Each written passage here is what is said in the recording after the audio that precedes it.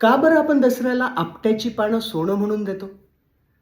तर फार पूर्वी देवदत्त नावाच्या ब्राह्मणाचा मुलगा कौस्थ हा भरूच येथे वर्तंतू ऋषीकडे गुरुकुलमध्ये शिकण्यासाठी होता.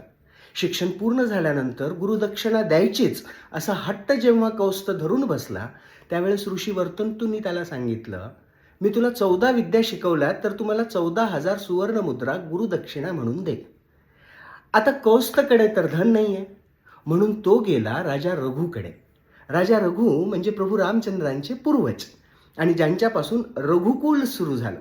पण रघुराजाने आपलं सर्वस्व दान म्हणून दिलेलं होतं. परंतु कौस्तला वचन दिलं म्हणून त्यांनी कुबेरावर आक्रमण करायचं ठरवलं. परंतु त्यापूर्वीच इंद्राच्या सांगण्यावरून कुबेराने राजा रघुच्या राज्यामधील आपट्याच्या सगळ्या झाडांवर सुवर्ण वर्षाव केला.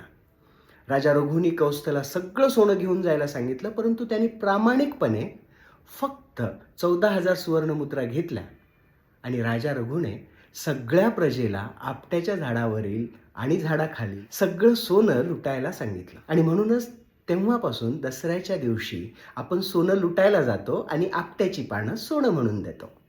तर देणार नाही या दसऱ्याला आपट्याची पानं सोनं म्हणून? दसऱ्याच्या खूप खूप शुभेच्छा. असो.